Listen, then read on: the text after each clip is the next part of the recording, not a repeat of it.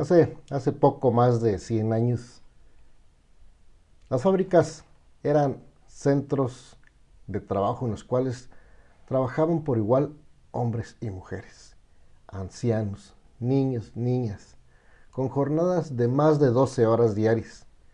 Esa extenuante jornada laboral no daba opción a las personas de recuperarse, descansar ni disfrutar de tiempos de ocio. Muchos tuvieron que luchar durante años para conseguir establecer jornadas de 8 horas, incluso a costa de su propia vida. El Día Internacional del Trabajo se remonta en 1886 en los Estados Unidos.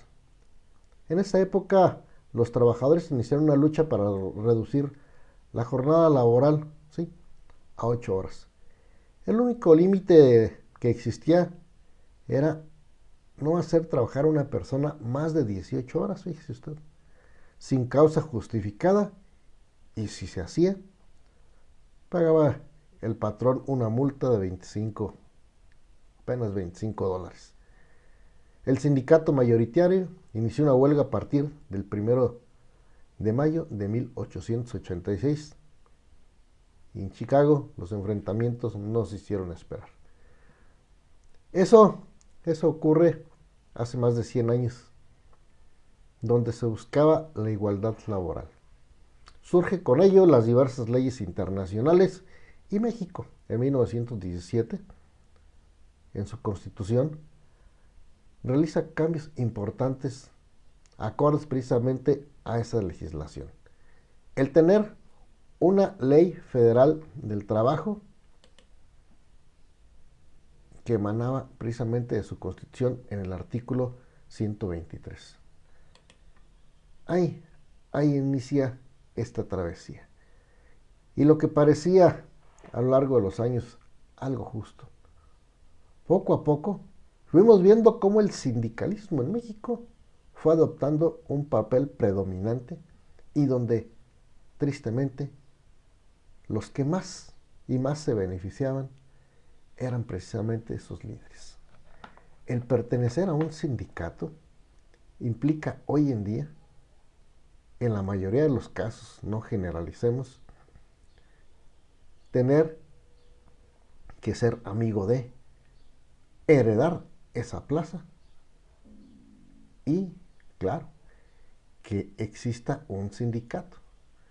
Sindicatos vamos a encontrar, sí, que surgen precisamente de lo que es lo podemos encontrar en el servicio público, ¿verdad?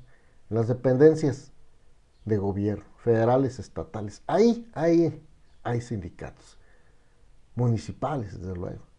Qué difícil es pertenecer hoy en día a un sindicato, porque en algunos casos inclusive hay que pagar una cuota para poder ingresar, y no digo las cuotas normales, no, una fuerte cantidad para que el líder te admita en ese sindicato y ya le hiciste. Tendrás esos beneficios que dice la ley y más, de acuerdo a las negociaciones que el propio sindicato haga con la parte patronal. Pero ¿qué ocurre con el grueso de esa población que, me atrevo a decir, es superior al 50%? Aquellos lugares donde no existe una fábrica, donde no existe un comercio en grande, una gran industria, no se pertenece a un sindicato por no ser parte de la burocracia de los gobiernos federales, estatales o municipales. ¿Qué pasa con ese trabajador de a pie? Sigue estando sujeto, a lo mejor no a jornadas mayores de 18 horas, pero sí jornadas infrahumanas, con pagos inhumanos y, lo peor, no tienen acceso a seguridad social. No hay prestaciones, no generan antigüedad. Cuando quieren les dan vacaciones y cuando no, no.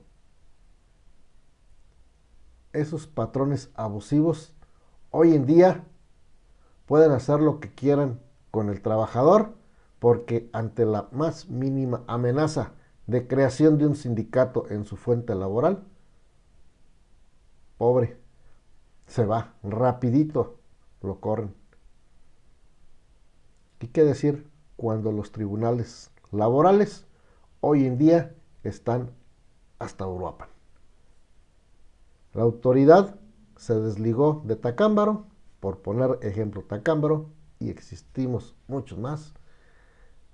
Se van a Uruapan y quien quiere acceder a esa justicia le resulta más caro o no tiene simple y sencillamente dinero para poder acudir hasta aquel lugar.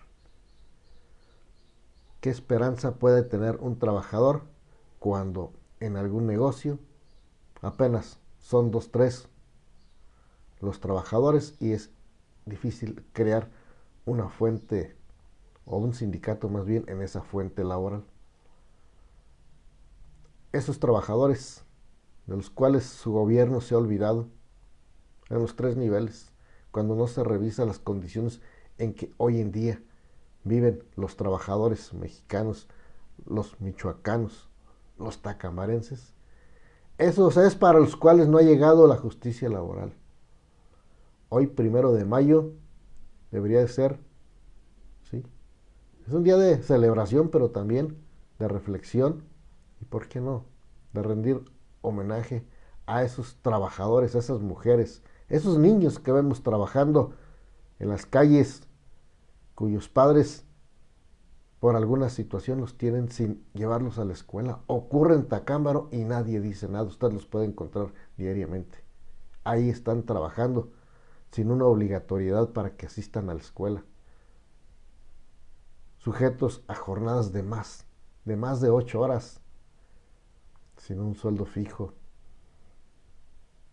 Hoy los trabajadores de Tacámbaro no tienen o no les ha llegado la justicia laboral.